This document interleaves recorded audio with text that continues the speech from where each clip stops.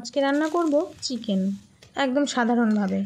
ওই আমরা সবাই সবসময় যেভাবে বানিয়ে থাকি। তার জন্য কড়াই গরম করে সর্ষের তেল গরম করে নিয়েছি। ফোড়ন দিয়েছি গোটা জিরে, গোটা গরম মশলা, শুকনো লঙ্কা আর তেজপাতা। ফোড়ন থেকে সুন্দর গন্ধ ছাড়তে শুরু করলে দিয়ে দিয়েছি কুচনো পেঁয়াজ। তারপর পরিমাণ মতো লবণ দিয়ে পেঁয়াজটা ভালো করে ভেজে নিয়েছি। তারপর বাটা মশলা দিয়ে দিলাম। এর মধ্যে রয়েছে আদা, রসুন, কাঁচা লঙ্কা, জিরে, ধনে আর সামান্য পরিমাণ শুকনো লঙ্কা। তারপর পরিমাণ মতো হলুদ গুঁড়ো দিয়ে মশলা ভালো করে কষিয়ে নিয়ে দিয়ে দিয়েছি একটি কুচনো টমেটো। আরও কিছুক্ষণ নেড়ে নিলাম। মশলা থেকে খুব ভালোভাবে তেল ছেড়ে এলে এর মধ্যে দিয়ে দিলাম উপর থেকে একটু হলুদ ছড়িয়ে রাখা চিকেন। আজকে কিন্তু গোটা মুরগি আনা হয়েছিল, তাই এর মধ্যে মুরগির পা, স্কিন সব কিছুই রয়েছে।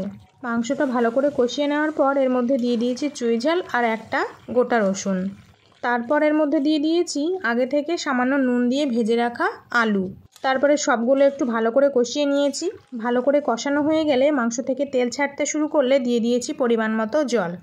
ব্যাস, ফুটিয়ে আলু আর মাংসটা ভালো করে সেদ্ধ হয়ে যাওয়া পর্যন্ত রান্না করে নিতে হবে। সব কিছু ভালো করে সেদ্ধ হয়ে গেলে যতটুকু ঝোল প্রয়োজন ততটুকু রেখে উপর থেকে গরম মশলা গুঁড়ো ছড়িয়ে নেড়েচেড়ে মিশিয়ে নিতে হবে। তারপর নামিয়ে নিয়ে গরম ভাতে পরিবেশন করব। টাটা।